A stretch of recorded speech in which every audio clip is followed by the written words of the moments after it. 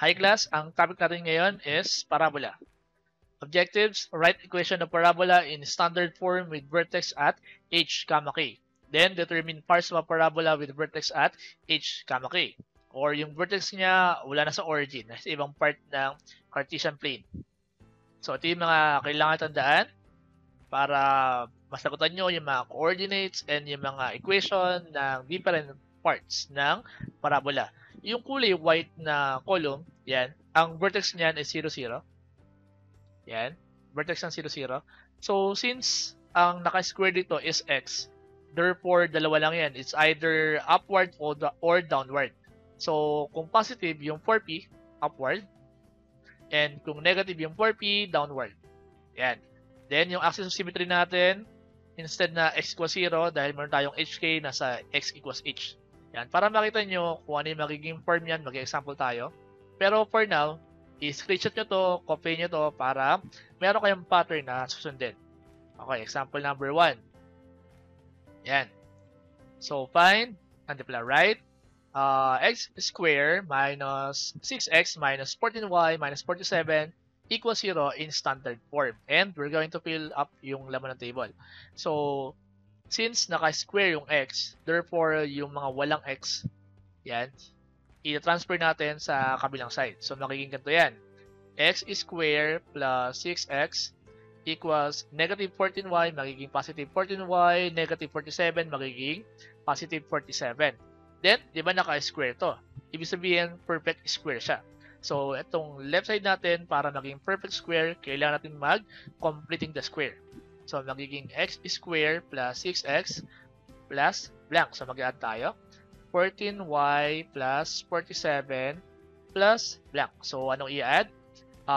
Value ni b, or yung linear coefficient, 6, multiplied by 1/2. So, 1/2 of 6 is 3. 3 squared is 9. So, mag-add tayo ng 9 sa both side ng equation. Then, ang factor niyan, ito. Yung number bago mo, yung number na in-square mo. So, or number na bago mo in-square. So, x plus 3 square equals, i-simplify ko to, 14y plus 56. Next step, i-factor out natin ang coefficient ng y. So, ang coefficient ng y is 14. So, factor out yung 14. So, 14y divided by 14 is y. 56 divided by 14 is 4. Yan. So, lilista ko yan dito kasi buburahin ko yun mamaya. So, x plus 3 square equals 14 y plus 4. Yan. So, i-erase ko muna na bilisan. Okay yan. Nabura na. O nga pala, ang tawag nga pala doon kanina para maging perfect square siya is completing the square. Sir, bakit completing the square? Yun, pangalan niya. Bakit? Kasi nung unang panahon ganito yan. Bigyan ko isang given na. X squared plus 4x. So, nung unang panahon, kino-compute yan using drawings. So, example, ito yung x side. Ito yung x side. Yan, hindi siya scale. Yan. So, ano yan? X squared, di ba? So, kung x yan, x din to. Kung x to, ito ilalim, edi x yung ibabaw. So, meron tayong 4x. So, ito, 1 unit x. 1 unit x. Sa kabila naman, 1 unit x and another unit, yan, x. So, meron tayong 1, 2, 3, 4. 4x. Diba? Tapos yun na nyo, diba parang may kulang, diba? May kulang dito, diba? So, kaya may kulang dyan. Kaya nga tawag dyan, completing the square. Kasi, i-complete natin yung square. So, dapat mukhang square yan eh. Yan. So, ginagawa dyan, i-extend mo lang yung line. Ay, sorry. Naka ano pala. Eraser pala. So, extend mo yung line. Dito. Extend yung line, extend yung line, extend yung line, extend yung line. So, ilang square yun? 4. Kaya plus 4. Tapos, sir, anong factor niya? Ito yung factor. Yan, no? X plus 2. Tsaka x plus 2. Or x plus 2 square. Kasi square yan, di ba? So, yan yung history ng completing the square. So, pupos ko muna para may erase ko. Ayan, na-erase natin. Next. Since positive yung coefficient sa labas ng y plus 4, then ang opening niyan is upward. Yan. Then ang vertex niyan or yung turning point niyan is h, k. So h natin yung katabi ng x sa nasa parentheses, so negative 3. Then yung k natin ito sa y plus 4, so magiging negative 4. ang focus natin, since may P, kailangan natin i-solve yung P. So, ito, equate mo lang. 4P equals 14. So, 4P equals 14. Yan. So, kung meron tayong 4P na value, pwede nyo nang ilagay yung length of last rectum. So, 14 or pwede nyo ilagay 14 units. Yan. Then, isolve natin yung value ni P. So, divide natin both side by 4. So, cancel. P equals 7 over 2. Yung lowest term. Yan. So, sa focus, ito yan. Yung h natin is negative 3. Then, ito, yung y coordinate is k plus p. So, k natin is negative 4 plus 7 over 2. Yung p natin. So, paano i-compute yan? Cross-multiply nyo lang and follow the sign. So, magiging 2 times negative 4 is negative 8 plus 7 over 2. So, negative 8 plus 7 is negative 1 over 2. So, ayan yung coordinate natin ng y. So, negative 1 half.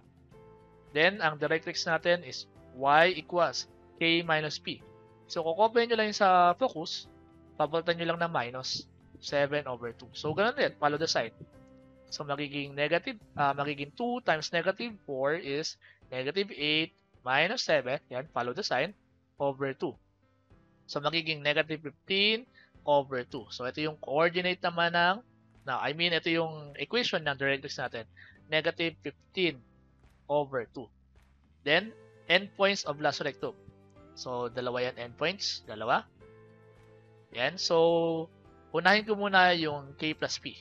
So, yung k plus p, ito yun, diba, sa focus, negative 1 half. So, pwede ko ilagay dito, negative 1 half, negative 1 half. Then, ang compute natin is h positive negative 2p. So, wala pa tayong 2p.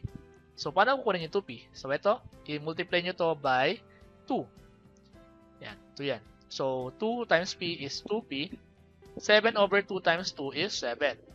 Or, pag nalito kayo, 7 times 2, 14. Diba? 14 divided by 2, 7. O, yan yung value natin ng 2p. So, solve natin. So, yung h natin is negative 3. Positive negative 7. Yung value ng 2p. So, paghihiwalay nyo yan. Yung isa, negative 3 plus 7. Yung isa, negative 3 minus 7. So, negative 3 plus 7 is 4. Negative 3 minus 7 is negative 10. So, siya na yung coefficient ng x coefficient or x coordinate ng given natin. So, magiging 4, negative 1 half, yung isang endpoint. Yung isang endpoint naman is negative 10 and negative 1 half. Axis of symmetry, yung maghahati sa parabola natin into two equal parts is x equals h. Ang h natin is negative 3. Yan. So, kompleto na yung table natin. Then, go na tayo sa second example. Burahin ko muna. Okay, ito yung second example natin. Write x squared minus 10x plus 5y plus 10 equals 0 in standard form. So, standard form ulit.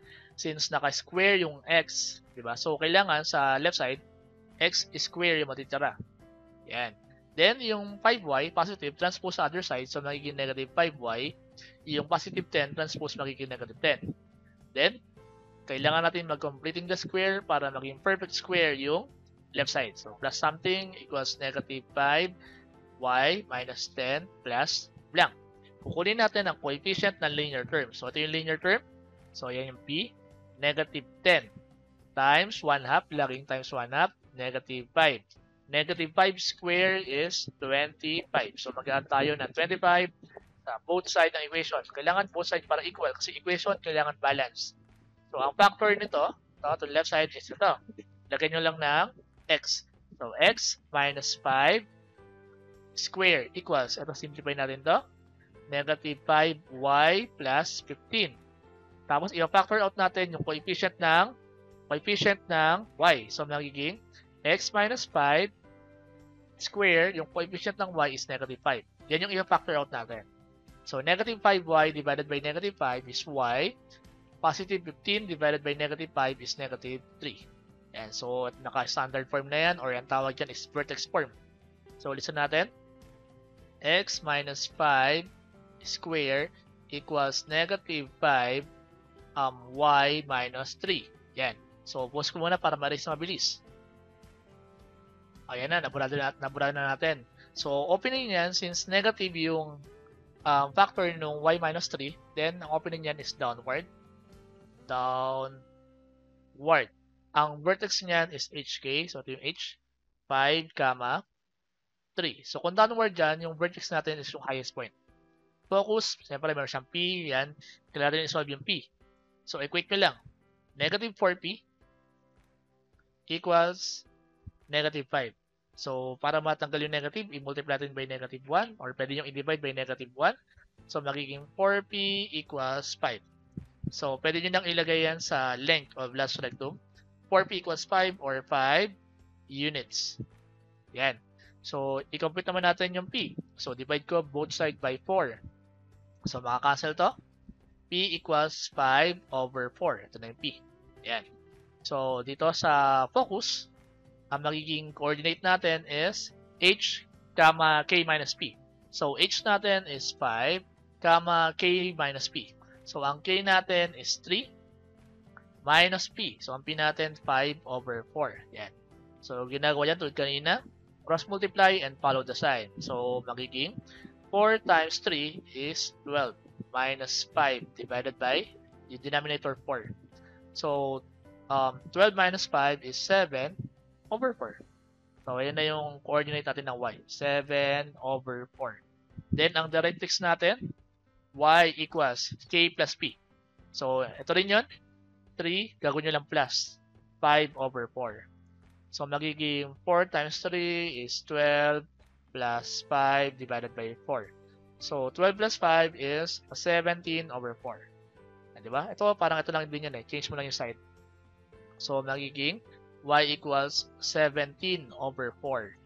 Then, kailangan natin ng 2p. So, para makuha yung 2p, i-multiply nyo to both side by 2. So, magiging 2 times p is 2p. Tapos, 5 over 4 times 2 is 5 over 2. Kasi makakancel si 2 at 4.